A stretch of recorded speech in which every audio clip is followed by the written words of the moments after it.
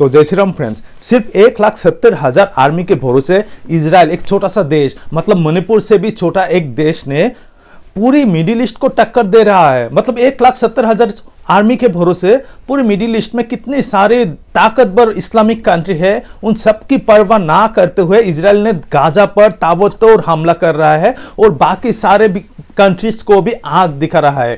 क्या इजराइल को इसकी अंजाम पता नहीं है? दुनिया में 57 इस्लामिक कंट्री है, अगर सारे मिलकर एक साथ इजराइल पर अटैक किया तो इजराइल की हालत क्या होगी? इजराइल नक्शे में बचेगा भी या नहीं? देखिए, ये सब अंजाम के बारे में इजराइल पहले ही सोच लिया है। हम और आपके जन्म से पहले ही इजराइल इसके अंजाम के बारे में जानता था और इसीलिए इजराइल ने अपनी कंट्री को इतना ज़्यादा सेफ बना लिया, इतना ज़्यादा मिसाइल प्रूफ, रॉकेट प्रूफ बना लिया कि दुनिया की शायद कोई भी कंट्री ऐसा नहीं कर पाया अभी तक। देखिए, इजराइल को बचाने के लिए बहुत सारे एंटी मिसाइल सिस्टम है।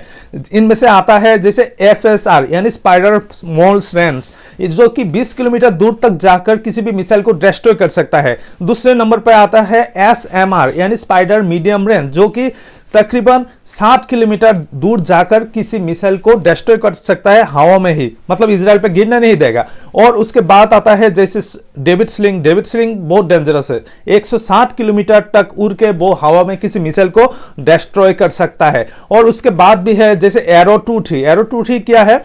अगर मान लीजिए दुश्मन देश ने बहुत ज्यादा मोटा एक मिसाइल भेजा तो उसे रोकने के लिए एरो 2-3 यूज में आता है। एरो 2-3 भी बहुत मोटा साइज का ही रॉकेट भेजता है उसे हवा में गिराने के लिए। और इसके बाद भी है सी डोम, जो इजराइल के समुद्र को प्रोटेक्ट करता है।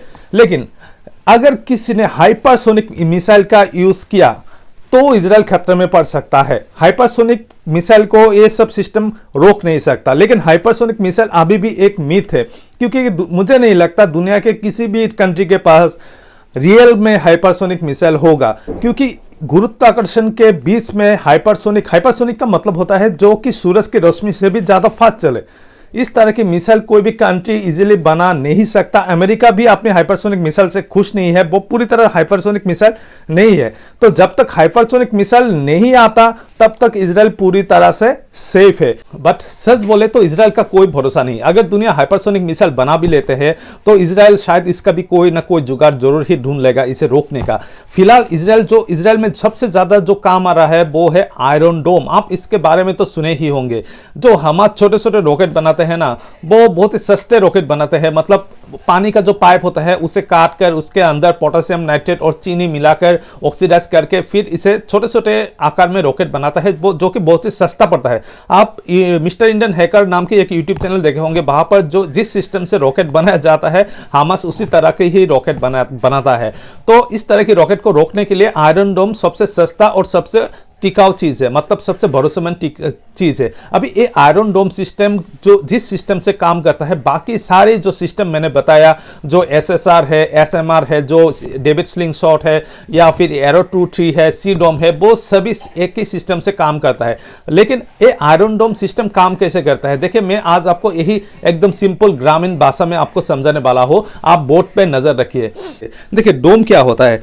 आपने मंदिर देखे होंगे, हाई कोर्ट देखे होंगे, इस तरह की जो स्ट्रक्चर बना होता है, इस तरह की, इसे डोम कहा जाता है। और ये स्ट्रक्चर अगर मेटल यानी आयरन से बनाया जाता है तो इसे आयरन डोम कहा जाएगा। मतलब आयरन डोम नाम रखने के पीछे का मकसद ये है, मतलब ये इजराइल को किसी आयरन के डोम की जैसा प्रोटेक्ट करता है, तो इसीलिए इसका नाम आयरन डोम रखा गया है। देखिए, ये आयरन डोम सिस्टम काम कैसे करता है? बहुत ही सटीकता से, मतलब 95% एक्यूरेसी से एक काम करता है। देखिए, आयरन डोम एक चीज़ नहीं है, 3 अलग अलग सिस्टम मिलकर आयरन डोम बनता है। पहला है रेडार, दूसरा है कंट्रोल सिस्टम और तीसरा है लॉन्चर या बैटरी।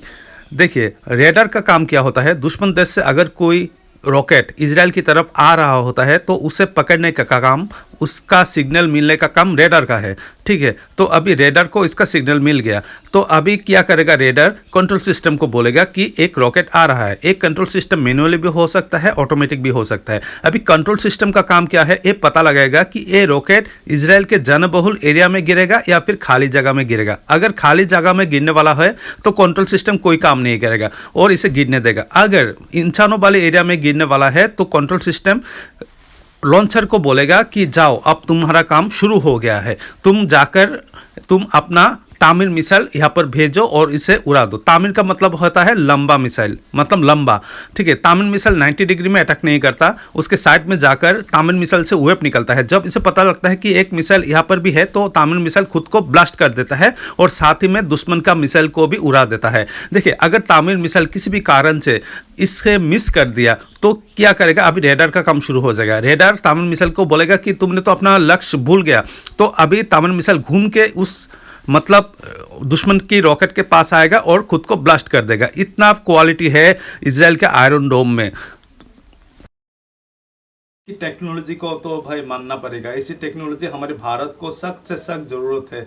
हम दिल से यही प्रार्थना करते हैं कि भारत में भी इस तरह की टेक्नोलॉजी आए ताकि भारत के लोग भी सेफ रहे, सुरक्षित रहे। तब तक के लिए जय श्री राम। और वीडियो अच्छा लगे तो जरूर लाइक कीजिएगा, चैनल को सब्सक्राइब कीजिएगा और शेयर जरूर कीजिएगा। तब तक के लिए जय श्री राम।